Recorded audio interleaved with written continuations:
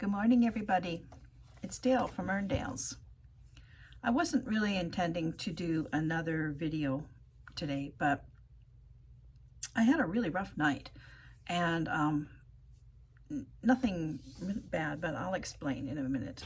So yesterday in my video, I was talking about, at the end of the video, I was talking about my mom having this book that she had patterns. There were patterns to purchase or whatever it was, and then there was swatches of material. And after I made that video, it was on my mind for the rest of the day about this book. I just could not seem to get this out of my mind. And I took it even further than that. I took it to bed with me, like I do so many times when I'm actually creating or I'm working on a project. It seems to come right to the forefront of my brain when I'm laying in bed trying to go to sleep. And this is what happened with this recollection that I had of my mom. And as I'm laying there and the hours are spinning by towards morning, I realized a few things. I was trying to place what these books were that I was remembering. And this was in the 60s, probably the early 60s. Now, I maybe was 7 years old, so this was probably 62, 63, around there somewhere. And I got to thinking about my mom and what she did. She was a seamstress, and I remember her having women come to the house, and she would drag out these big books, and they would go through them, and they had pictures of outfits, mostly dresses, because back in the 60s, women wore dresses. They didn't wear pantsuits, really.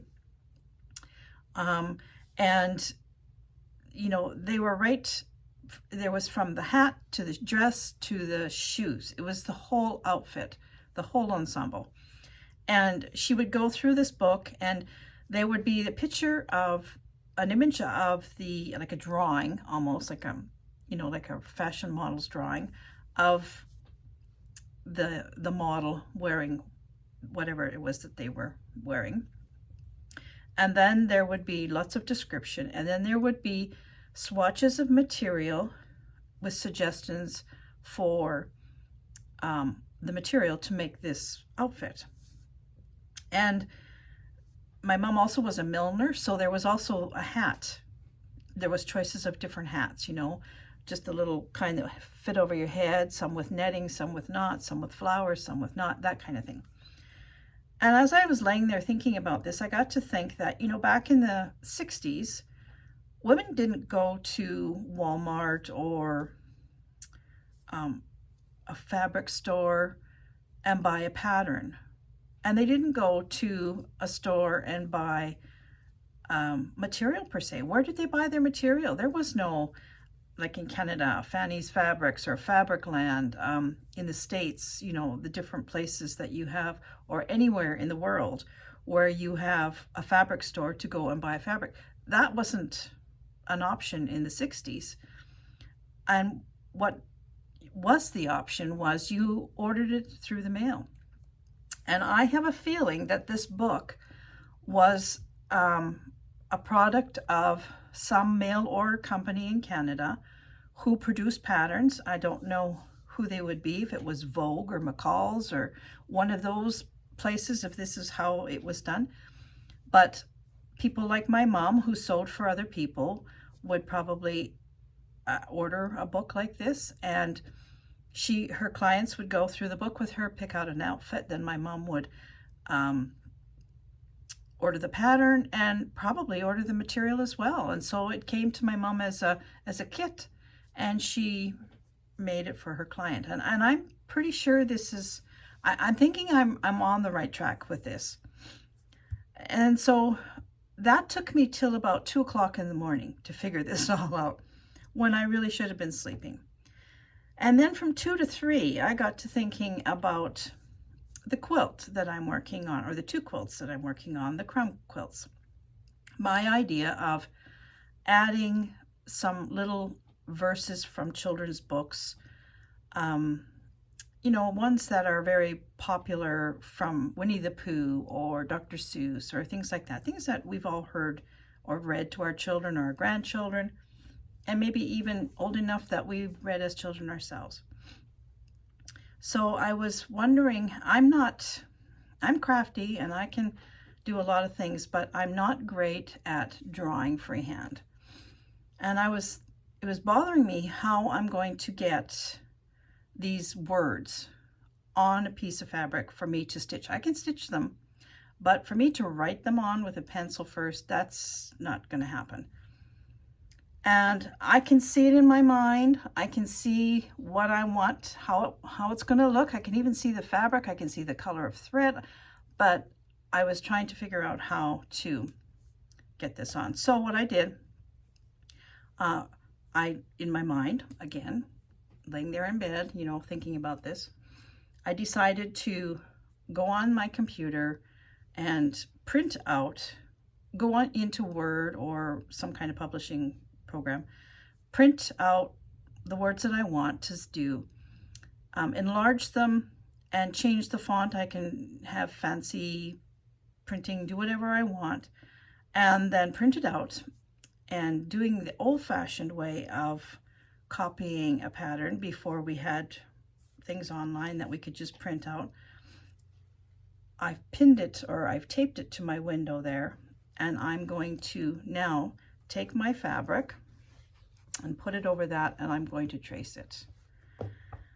I tell you, it was a long, long, long night. So some of the words that I'm going to try are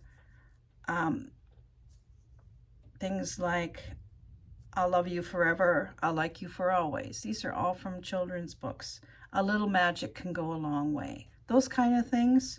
A person's a person, no matter how small. What is this one? I love. This is a Dr. Seuss, and I don't care if Dr. Seuss is no longer popular. I still love Dr. Seuss. Today you are you, that is truer than true. There is no one alive who is youer than you. Now, what is wrong with that? Nothing. So I had the words, so I figured this all out. Now I'm thinking images. Again, I can do slow stitch, I can do embroidery, but I'm not good at creating a picture by myself, drawing it out and then stitching it. I'm not a freehand type of person. I can do it if it's stamped, or if I can do it, like cross stitch to follow a pattern, but I'm not a designer. And then I remembered that I had these. Again, we're going back to the 60s. Now, I think these were my mother's, again, because she did baby quilts and things. And actually, she did, she was a church leader of a little girls group called the Explorers. And you had to do things to get the stars for your blouse. And one of the things that we had to do, and I was a child going to her group, one of the things she had to do was learn to embroider. And so she would transfer these onto a cotton piece of paper, or a cotton fabric, a square, and we each get a different one, and we would all embroider our own square, and then she would sash it up and sew it together and make a baby quilt, and then we would donate it to a woman's shelter. And so that's probably where this would have come from. And lo and behold, I opened it up, and there's lots of patterns still on here. Good ones too, so I don't think that these are necessarily going to transfer with an iron like they're supposed to. They're too old. I'm sure they're not going to, but this will work just fine on the window. I can put this on the window and I can copy it right onto my fabric, and that's what I'm going to do. There's puppies, horses, ducks. There's a little windmill. There's a scarecrow. There's a little kitten coming out of a watering can. There's all kinds of things. So there's a little lamb. So that's what I'm going to do with that. And I have a few of these. I actually have some that are loose without the, oh, there's some more in here. I didn't know that. Oh, look at the little farmer. How cute is that? That must be from something different. Or no, she's overtraced that one. Nope, there's more in here.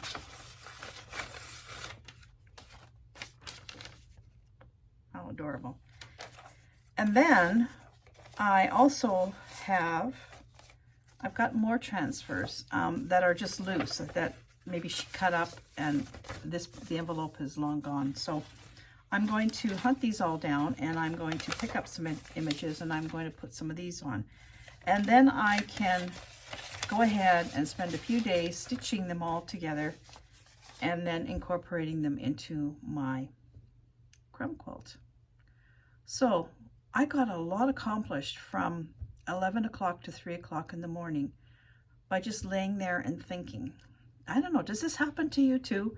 This happens to me every time I get excited about a project or an idea for something. I always take it into my bed and I ponder it all night long, or most of the night. It seems like all night. Maybe it's not. Maybe it's 5 minutes and it seems like hours. But this is how I process things, and it's actually quite maddening because, you know, I'm sure I'm restless. I might be flipping from side to side because I really want to go to sleep, but I can't because my mind will not shut off. Anyway, that was my night, and I'm so glad that I got that all straightened out in my head because it was really bothering me what these books were. And now I can put that thought aside, and I don't have to worry about it anymore. So the other thing that I decided to do was, when I was talking about my channel yesterday and inviting people to subscribe and like and share and do all this kind of thing, I went onto my channel, and I tend to not spend a whole lot of time on there, and that's not a good thing either. And I realized I have 117 videos on there, but I don't necessarily, or up to now, I have not really been very good at doing playlists, and I'm going to change that because I am a multi-talented, I guess, person. I don't consider myself talented, but I do a lot of different things, and I have a lot of videos of different things. And I understand, you know, you may be a knitter and you don't want to watch somebody doing a crumb quilt, or you don't want to watch somebody being in the garden. And I have so many different things. So I am going to, this weekend, spend some real time cleaning up, doing some house cleaning on my channel. I'm going to put everything in proper playlists so that if you're only interested in knitting, you can find knitting. If you're only interested in gardening, you can find gardening. And I hope that that helps people navigate a little bit better through my channel. So that's all I'm going to say. See, I rambled on for 13 minutes and 25 seconds, and I didn't even intend to do this today. This is how my days go. Now I'm going to go, and I'm going to go up to the window, and I'm going to start copying all of these little verses that I have, and then I'm going to spend a few days stitching because I want to put these into crumb blocks that I'm making, so I have to stitch them now. And I'm going to have to find pieces bigger than this because that's not going to fit into any hoop that I own. Unfortunately, the pieces for crumb blocks are all this size. So I'm going to have to figure that out. Maybe I'll figure that out before I go to bed, and then I won't have to waste a whole nother night thinking about it. So that's all I'm going to say. I'm going to be quiet now, and I'm going to go to work. I'm going to wish you a very happy day. Take care, everyone. Thank you very much for watching, and I'll see you next week. Bye for now.